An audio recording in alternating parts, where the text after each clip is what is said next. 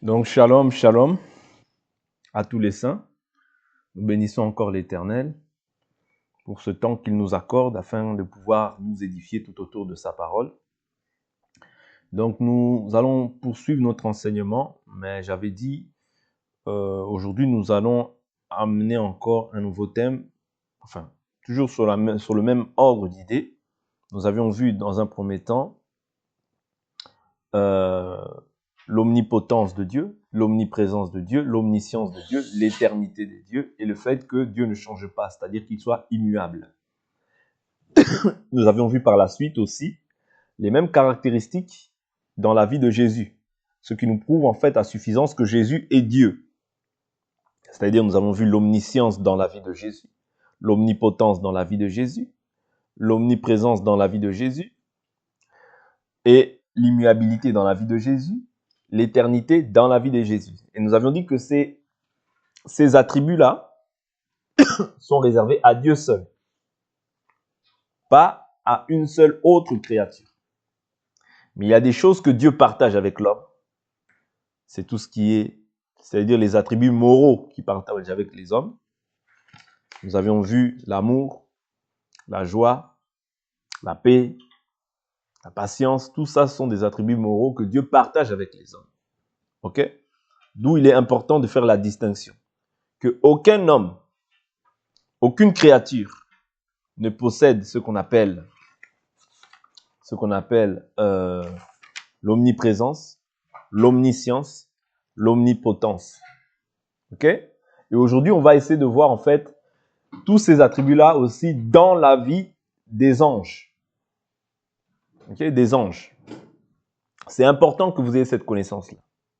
Quand je parle des anges, je parle des anges de Dieu, mais même Satan aussi était un ange. Ok? Même Satan était un ange. Aujourd'hui appelé démon, mais en réalité, il est aussi un ange. Mais un ange déchu qui a perdu en fait sa position. Mais aujourd'hui, nous allons nous focaliser sur les anges de Dieu. Et si Dieu nous prête, nous donne encore la possibilité, nous reviendrons aussi pour parler des anges déchus. Ok? Donc, prenons nos Bibles. Prenons nos Bibles. Donc, j'ai dit, hein, ici, là, maintenant, ça va être les anges ne sont pas omniscients. Les anges ne sont pas omnipotents.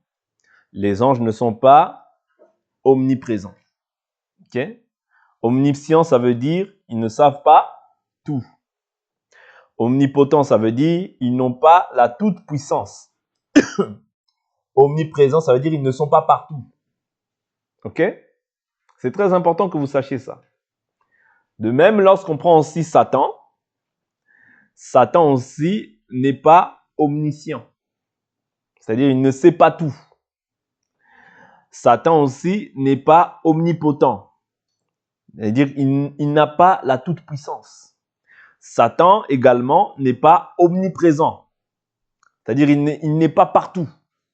Parce que là, je prends les anges de Dieu, mais je prends aussi Satan étant aussi un ange déchu. Ok?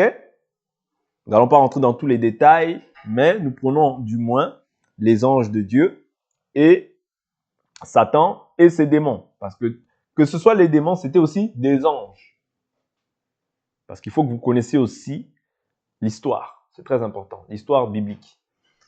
Apocalypse nous dit que, Apocalypse 12 nous parle des anges déchus. Vous voyez? Le tiers que Satan a attiré avec eux, c'était aussi tous des anges. Tous les démons que vous pouvez entendre. Ouais. Tous les noms qui peuvent être cités. Belzébul comme prince des démons, c'était aussi des anges. Ok? Mais qui ont été rejetés parce qu'ils ont suivi Satan. Ok?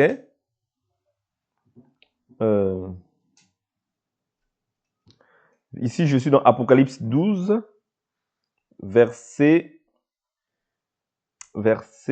9. Il fut précipité, le grand dragon, le serpent ancien, appelé le diable et Satan, celui qui séduit toute la terre habitée. Il fut précipité sur la terre et ses anges furent précipités avec lui.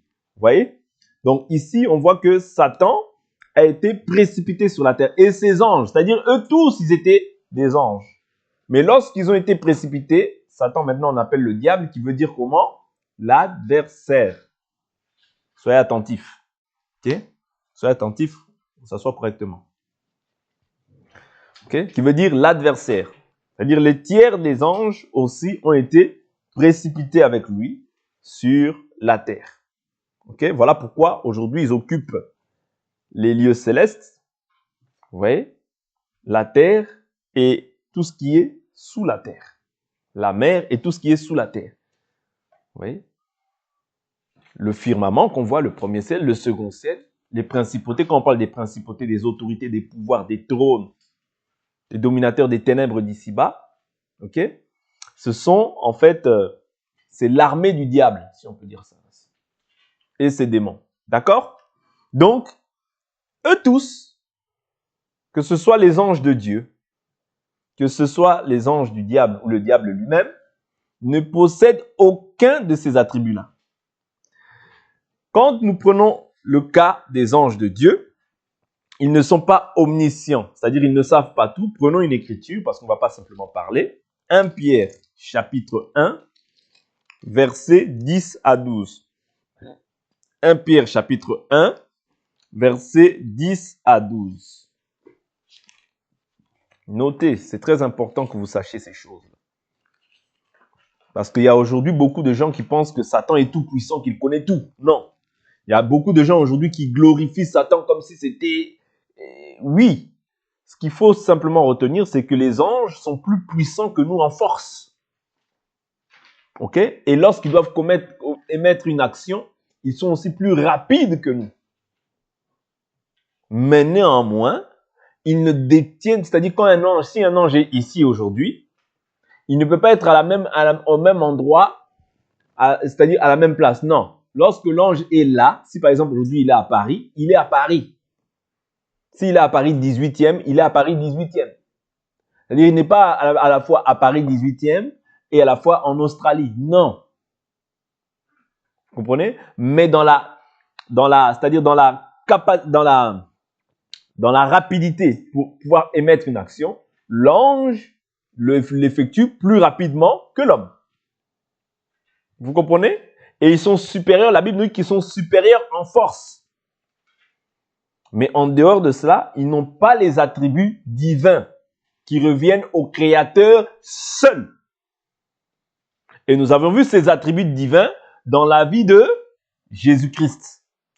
Voilà pourquoi l'Écriture nous dit, Ésaïe 42, verset 8, « Je ne donnerai pas ma gloire à un homme, ni mon honneur aux statues. » Vous voyez? C'est-à-dire que quand ici il parle de l'homme, il parle de la créature.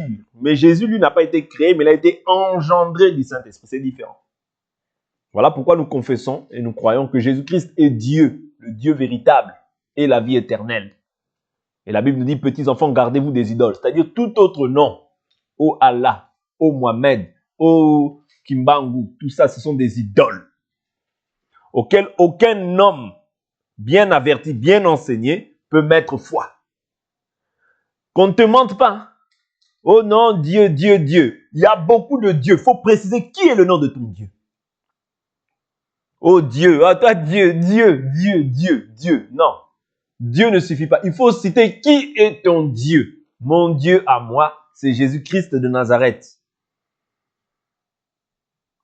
Oh Dieu, Dieu, Dieu, Dieu, Dieu. La Bible dit quoi qu'il y ait ce qu'on appelle des dieux. Et de ce fait, il y a plusieurs seigneurs et plusieurs dieux. Néanmoins, pour nous, nous croyons qu'il n'y a qu'un seul Dieu. Le Père par qui sont toutes choses. Et un seul Seigneur, Jésus-Christ par qui sont toutes choses et par qui nous sommes. Et il n'y a qu'un seul Dieu. La doctrine du Père et du Fils.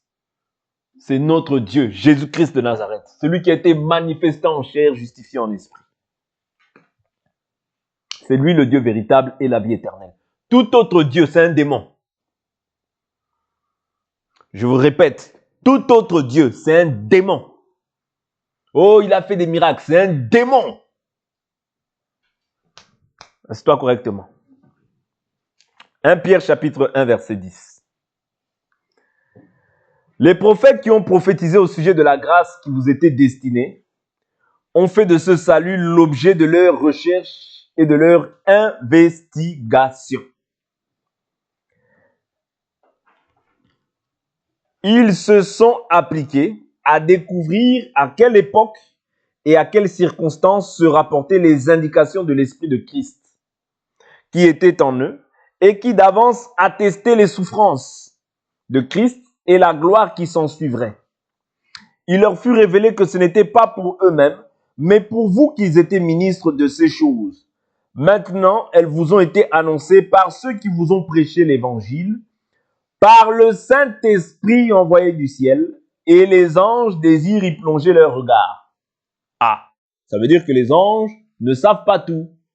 Est-ce que vous comprenez? Puisqu'ils désirent quoi? Qu'est-ce qu'ils désirent faire, les anges? Y plonger leur regard. Ça veut dire qu'ils ne savent pas tout. Vous comprenez?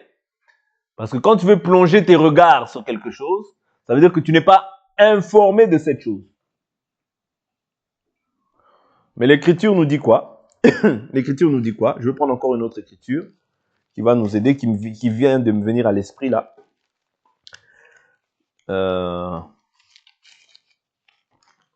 Qui vient de me venir à l'esprit. Je vais chercher, je vais la trouver rapidement. Je vais la trouver rapidement.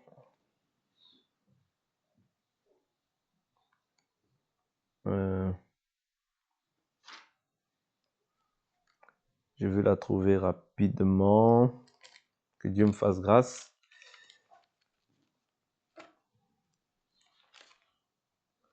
Alors.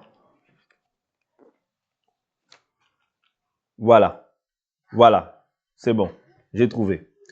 Je suis dans le livre de, merci Seigneur, Éphésiens, chapitre 3. Éphésiens, chapitre 3. Je prends à partir du verset 8. Ok? Non, je prends à partir du verset 6.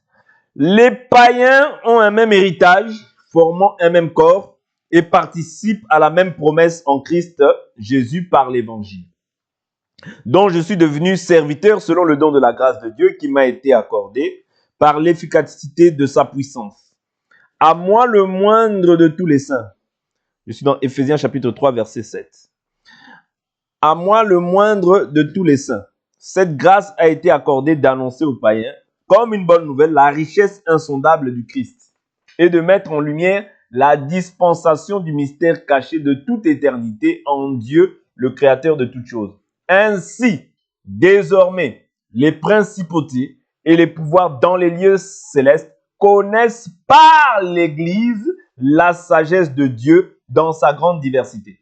C'est-à-dire, c'est par l'Église que les principautés connaissent la sagesse de Dieu dans sa grande diversité, selon le dessein éternel qu'il a réalisé par le Christ Jésus, notre Sauveur, en qui nous avons par la foi en lui la liberté de nous approcher de Dieu avec confiance. Vous voyez, c'est-à-dire ici, on voit que les principautés et les pouvoirs dans les lieux célestes connaissent par l'Église. C'est-à-dire c'est l'Église qui a révélé le mystère de Christ, c'est afin qu'ils peuvent aussi maintenant y bénéficier, accéder à cette connaissance. Ok? Donc c'est très important de comprendre que les anges ne connaissent pas tout, ne savent pas tout. Matthieu chapitre 24. Je prends le verset 36. Matthieu 24, 36. Matthieu 24, 36. Lisez en même temps. C'est important. Matthieu 24, verset 36. L'Écriture dit, même je prends verset 35. Le ciel et la terre passeront, mais mes paroles ne passeront pas. Point.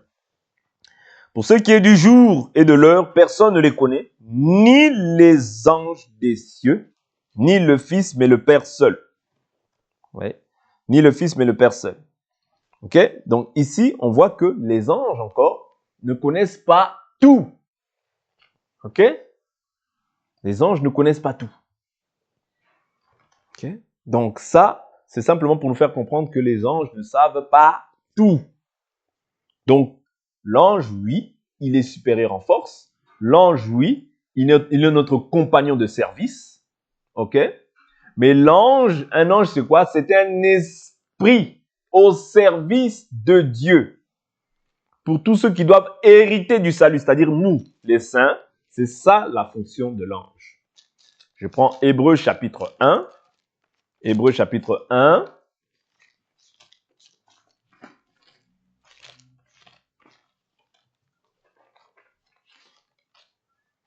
Je prends à partir du verset 13. L'Écriture nous dit quoi?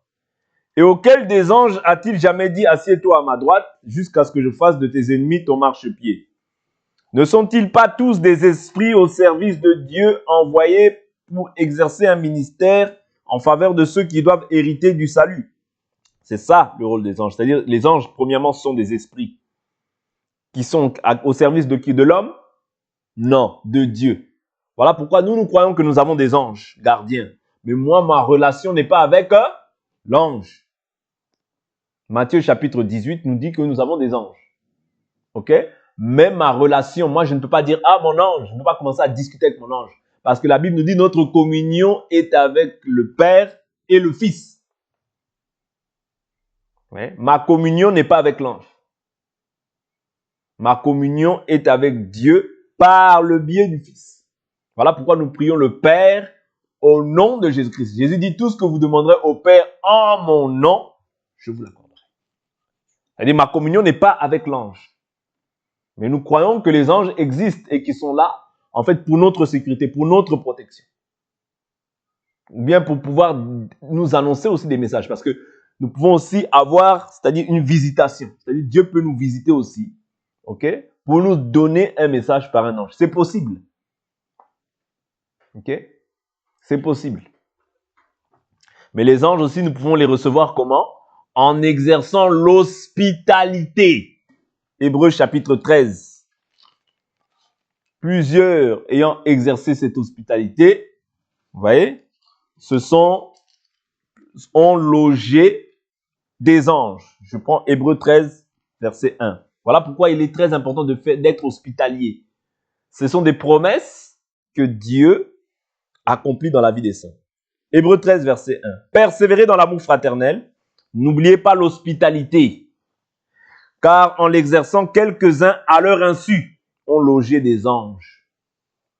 Ça veut dire que toi, tu ne peux ne pas savoir, mais tu peux loger des anges comme ça, parce que tu exerces l'hospitalité. Voilà pourquoi tout ce qu'on fait dans le Seigneur, nous devons le faire comme si nous le faisons pour le Seigneur. Ok? Nous revenons à notre sujet. Donc, nous avons vu que les anges ici ne sont pas omniscients, ne savent pas tout. Les anges ne sont pas non plus omnipotents. Ils n'ont pas la toute-puissance.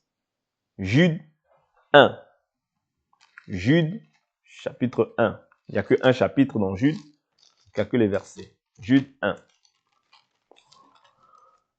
C'est important que vous connaissiez ces choses-là. N'adore jamais un ange. L'ange qui voudra que tu l'adores, c'est un démon. Ok? Parce qu'un ange de Dieu ne peut jamais vouloir que tu puisses l'adorer. Et comme le diable fait toujours le contraire de ce que Dieu veut, ok, il peut te dire, effectivement, s'il t'envoie son ange, comment est-ce que tu vas discerner que c'est un ange du diable? C'est qu'il voudra s'attribuer la gloire qui revient à Dieu seul.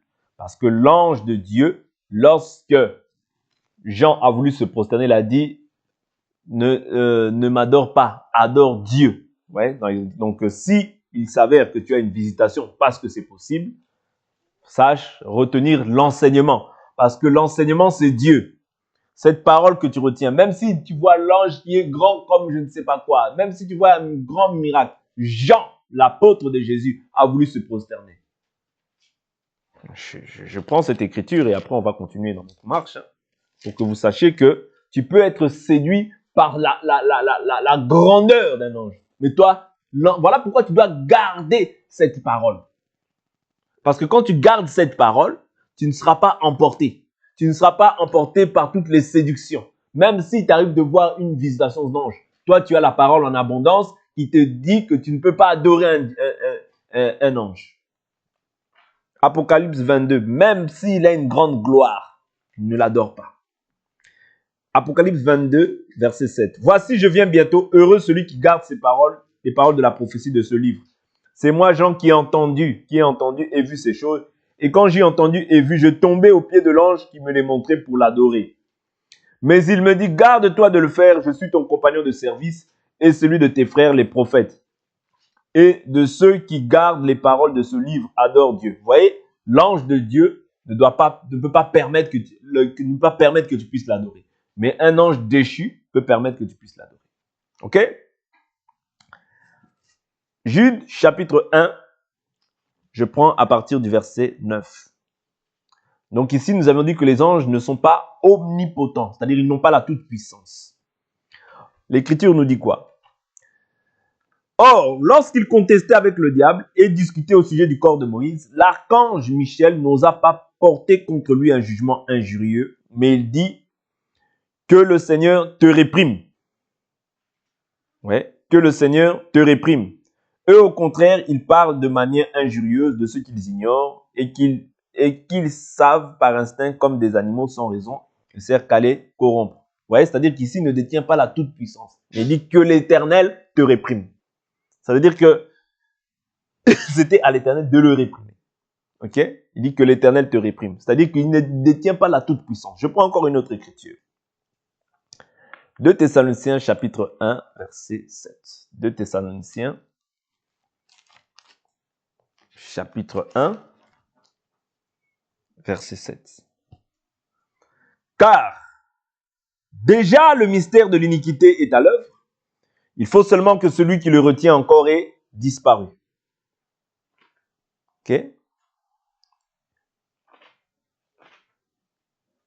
Alors se révélera l'impie que le Seigneur Jésus détruira par le souffle de sa bouche et qu'il écrasera par l'éclat de son avènement. L'avènement de l'impie se produira par la puissance de Satan avec toutes sortes de miracles, de signes et des prodiges mensongers et avec toutes les séductions de l'injustice pour ceux qui périssent parce qu'ils n'ont pas reçu l'amour de la vérité pour être sauvés. C'est-à-dire qu'ici, celui qui détient la toute-puissance, nous voyons que c'est Jésus qui détruira par le souffle de sa bouche et non pas les anges. Ok? Prenons encore une écriture. L'abondance d'écriture ne nuit pas, mais toutes ces choses-là, ce sont des armes contre l'adversaire. 2 Pierre, chapitre 2. Prenons à partir du verset 11. L'Écriture nous dit quoi? Alors que les anges, supérieurs en force et en puissance, ne portent pas contre elles de jugement injurieux devant le Seigneur. Oui. Mais eux, semblables à des animaux dépourvus de raison et destinés par nature à être capturés et détruits, ils injurient ceux qu'ils ignorent, ils périront par leur propre corruption. Oui. Donc on voit que les anges sont supérieurs en force et en puissance par rapport à l'être humain. Oui.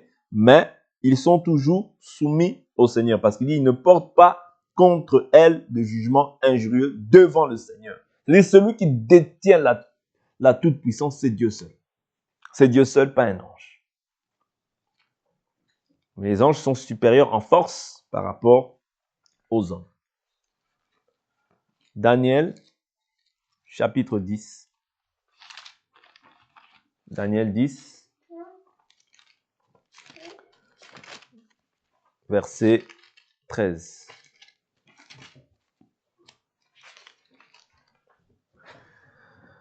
Daniel 10, verset 13. L'Écriture nous dit, je prends même au verset 12. Il me dit, Daniel, sois sans crainte, car dès le premier jour où tu as eu à cœur de comprendre et de t'humilier devant ton Dieu, tes paroles ont été entendues et c'est à cause de tes paroles que je suis venu. Le chef du royaume de Perse m'a résisté 21 jours. Mais voici que Michel, l'un des principaux chefs, est venu à mon secours et je suis demeuré là auprès des rois de Perse. Vous voyez, donc on voit que là, il y avait une guerre. Vous voyez, lorsque Daniel a eu à cœur de pouvoir comprendre la vision, il y a eu, c'est-à-dire il avait déjà eu l'idée de pouvoir lui répondre. Mais il y a eu une résistance qui s'est effectuée.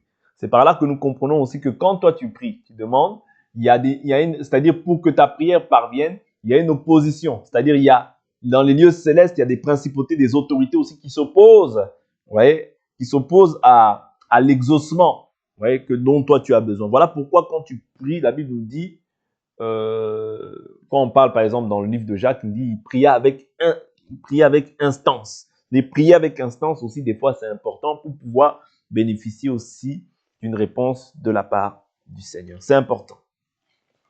Ok? Donc là, ces versets-là nous prouvent à suffisance que les anges, bons ou mauvais, ne sont pas ni omniscients, ni omnipotents, ni omnipotents. Ça, c'est ce que nous avions vu. C'est-à-dire qu'ils ne savent pas tout et ils n'ont pas la toute-puissance. Et nous allons voir aussi que les anges ne sont pas omniprésents, c'est-à-dire qu'ils ne sont pas partout à la fois. C'est-à-dire que lorsque l'ange est à un endroit, il est à cet endroit.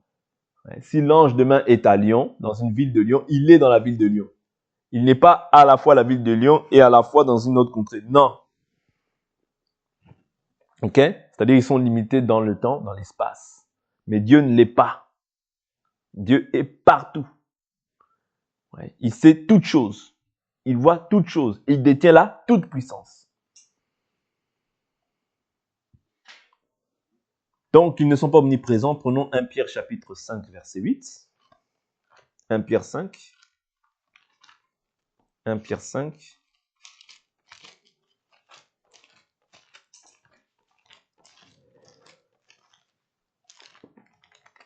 Pierre 5, verset 8. Soyez sobres, veillez, votre adversaire le diable rôde comme un lion rugissant, cherchant qui dévorer. Vous voyez, c'est-à-dire ce que fait le diable. Ici, je prends le diable, mais l'ange aussi. Parce que le diable, c'est un ange déchu. Et je vous dis que le diable n'a pas perdu ses facultés. Ok? C'est-à-dire, bien sûr, il était dans la gloire. Maintenant qu'il est descendu, il est l'adversaire, il est un démon. Mais les facultés qu'il avait dans le ciel, il ne les a pas perdues. Ok? Il n'a pas perdu les facultés. Ce qui fait que l'ange peut te visiter. Oui, c'est un fait. Okay? L'ange de Dieu, ici, je parle. Même l'ange de diable, même le diable aussi peut te visiter. Mais toi, c'est pour ça que tu dois avoir la connaissance. Pour que si c'est du diable, tu saches, tu puisses être à même de pouvoir réfuter cette pensée. Très important. Ok? Et l'ange peut être aussi une personne. Est-ce que vous comprenez? Parce que, souvenez-vous, lorsqu'on voit, le diable aussi peut passer aussi par une personne. Ok? Moi, je veux simplement que vous ayez cette connaissance-là, afin de ne pas craindre ce que les hommes craignent, afin que vous sachiez que notre Dieu détient la toute-puissance et qu'au-dessus de lui, il n'y a personne, que tu ne puisses pas craindre une créature. Parce que tous, autant que nous sommes des créatures. Et les anges, et le diable, c'est une créature créée par Dieu. Voilà pourquoi tu ne peux pas craindre ces choses-là. Je prends une écriture.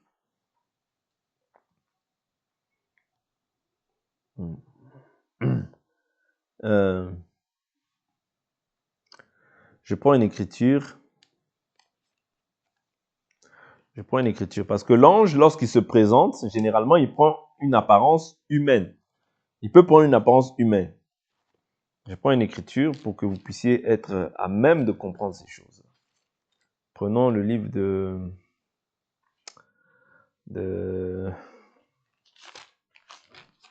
je crois que c'est Manoah, c'est 1 Samuel.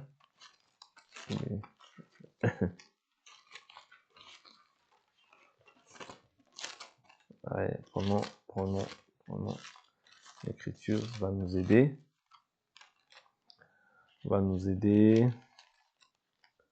Voilà, Juge chapitre 13. Juge chapitre 13, l'écriture nous dit quoi? C'est la naissance de... Donc, je prends juste chapitre 13, à partir du verset... Je prends juste l'aspect qui nous montre que ici, il est apparu comme étant un homme. Juge 13, à partir du verset 3. L'ange de l'Éternel apparut à la femme et lui dit, « Voici que tu es stérile, tu n'as pas enfanté. Tu deviendras enceinte et tu enfanteras un fils. Maintenant, prends bien garde, ne bois ni vin ni liqueur et ne mange rien d'impur. Car tu vas devenir enceinte et tu enfanteras un fils. Le rasoir ne passera pas sur sa tête parce que cet enfant sera naziréen de Dieu dès le ventre de sa mère, et ce sera lui qui commencera à sauver Israël de la main des Philistins. La femme alla dire à son mari, un homme de Dieu est venu vers moi. Et que là, elle le voit comme étant un homme de Dieu. Vous comprenez? Ça veut dire que l'ange peut prendre aussi une apparence humaine. De même aussi, le diable peut venir prendre aussi une apparence humaine pour pouvoir te parler. Mais toi, maintenant, comment est-ce que tu vas savoir que c'est du diable? Mes pensées ne sont pas vos pensées. Mes voix ne sont pas vos voix. Jésus dit quoi à Pierre? Arrière de moi, Satan, car tes pensées ne sont pas celles de Dieu, mais celles des hommes. C'est comme ça que tu dois discerner en fait la pensée qui vient de Dieu et la pensée qui vient du diable. Quand on te dit quelque chose qui est contraire à la parole, sache que ça vient du diable et que tu ne dois pas mettre foi à cela. Et cela peut être, c'est-à-dire le diable peut passer aussi par une personne pour pouvoir accomplir une volonté dans ta vie. Voilà pourquoi tu dois toujours garder la bonne part. Et la bonne part, c'est la parole de Dieu. D'accord? Je prends l'omniprésence, comme nous l'avions dit, 1 Pierre 5. Nous avons vu, prenons aussi Zacharie chapitre 1, verset 11. Zacharie 1, 11. Zacharie 1, 11.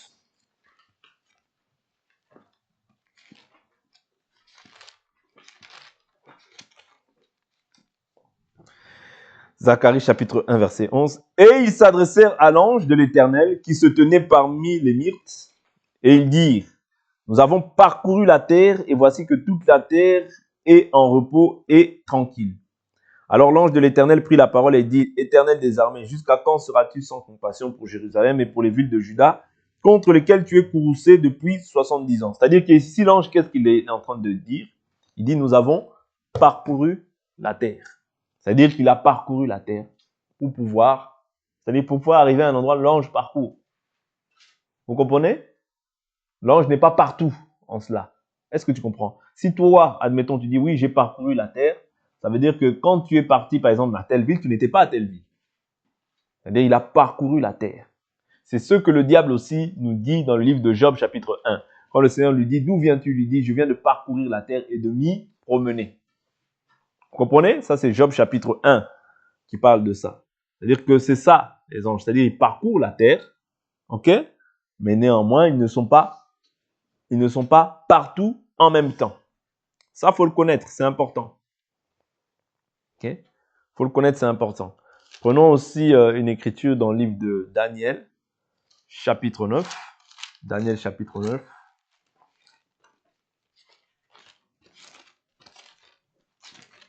Tout ça, en fait, c'est pourquoi, c'est simplement pour nous montrer que ce soit les anges de Dieu ou que ce soit les anges du diable, ne sont pas omnipotents. Satan n'est pas omnipotent. Satan n'est pas omniprésent. Satan n'est pas omniscient.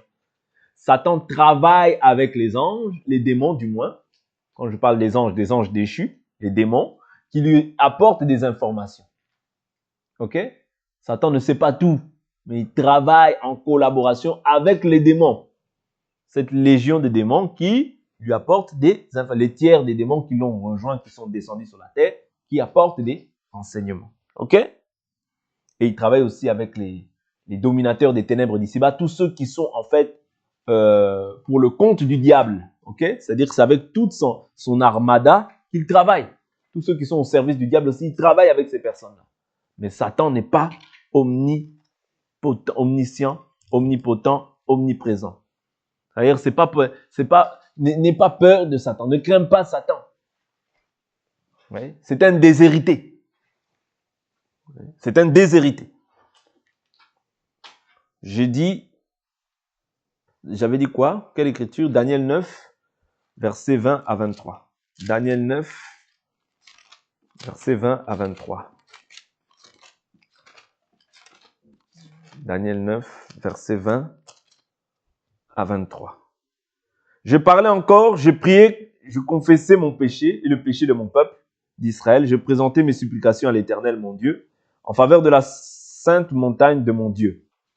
Je parlais encore dans ma prière quand Gabriel, l'homme que j'avais vu précédemment dans la vision. Vous voyez, ici, il parle de Gabriel comme étant un homme qu'il avait vu précédemment. Or, l'ange, c'est l'ange Gabriel.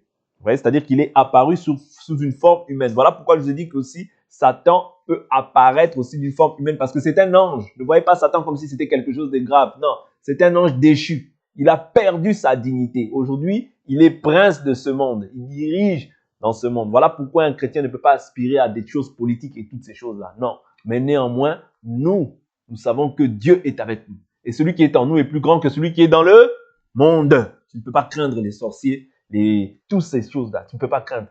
Quand tu crains ça, ça veut dire que tu ne connais pas ta position. Il faut connaître ta position. Je continue, il dit, s'approcha de moi d'un vol rapide au moment de l'offrande du soir. C'est-à-dire, Gabriel s'est approché de lui d'un vol rapide. C'est pour ça que je vous ai dit que les anges, en termes de rapidité, en termes voilà, pour pouvoir effectuer une action, ils sont beaucoup plus rapides que l'homme.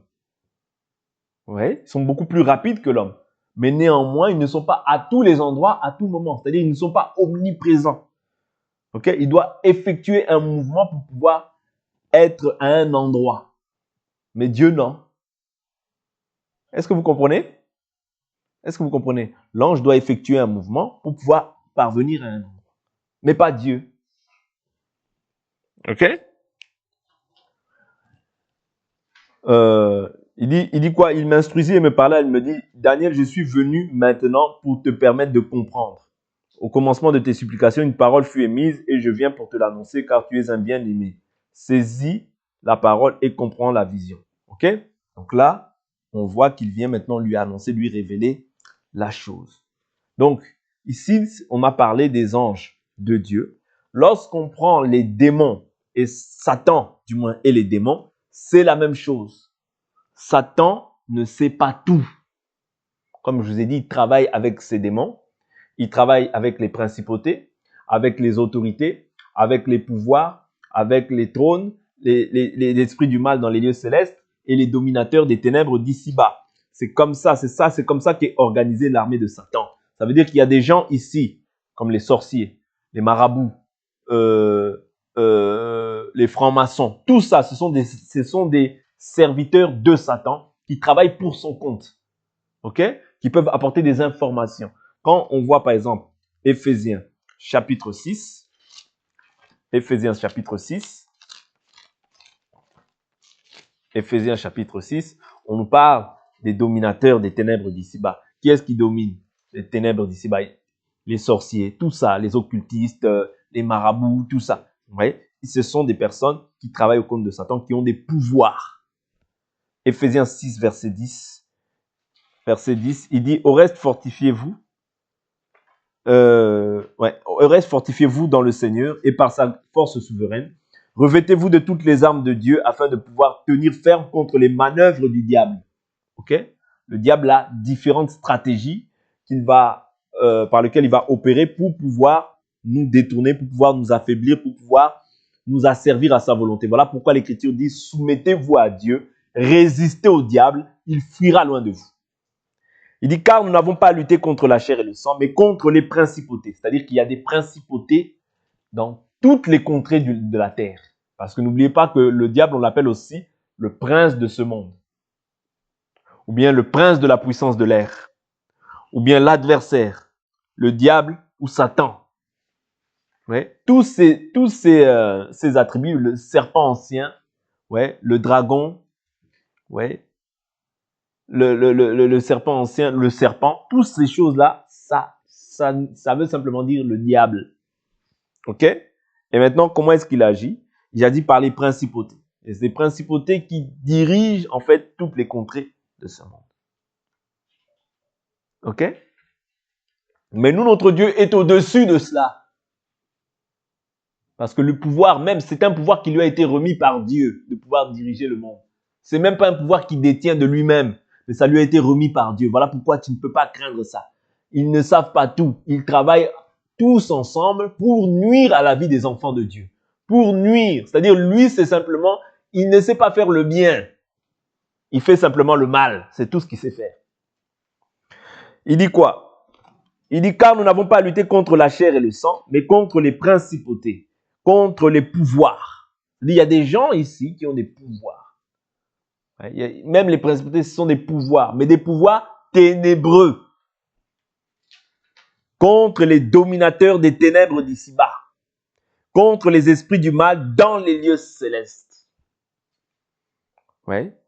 Donc tout ça, c'est l'armée en fait du diable contre lequel nous devons combattre. Mais n'oubliez pas, ils ne savent pas tout. Satan ne sait pas tout. Satan ne détient pas la toute-puissance. Mais c'est-à-dire lui, il veut prendre la gloire qui revient à Dieu. Il veut prendre la gloire qui revient à Dieu. Il veut être adoré. Il a voulu être adoré comme Dieu. C'est pourquoi Dieu l'a chassé. Okay? Les anges, les démons ne détiennent pas tout. Mais c'est-à-dire que quand les gens les voient, ils ont l'impression qu'il détient tout. Il ne détient pas tout. Lui, la chose qui lui a été accordée, c'est quoi? C'est les royaumes de la terre. Luc chapitre 4, vous connaissez déjà ces écritures. La chose qui lui a été accordée, Luc chapitre 4. Il faut connaître ces choses-là. C'est très important pour les enfants de Dieu. Pour qu'on ne te mente pas. Quand on te parle du prince de ce monde, le Dieu de ce monde, le Dieu de ce monde. Quand on te parle du Dieu de ce monde, c'est pas le Dieu vivant. C'est pas le Dieu véritable. Est-ce que vous comprenez? Si on te dit le Dieu de ce monde, le Dieu de ce monde, c'est Satan. C'est pas notre Dieu. Ouais. Le diable l'emmena plus haut, lui montra en un instant tous les royaumes du monde, et il lui dit, je te donnerai tout ce pouvoir et la gloire de ces royaumes, car elle m'a été remise. C'est-à-dire le pouvoir et la gloire de ces royaumes, elle lui a été remise. C'est-à-dire c'était des choses qui étaient remises à l'homme, l'homme ayant péché, ce pouvoir-là a été cédé maintenant au diable. Okay? Mais maintenant il dit quoi? Et la gloire de ces royaumes, car elle m'a été remise et je la donne à qui je veux. Si donc tu te prosternes devant moi, elle sera toute à toi.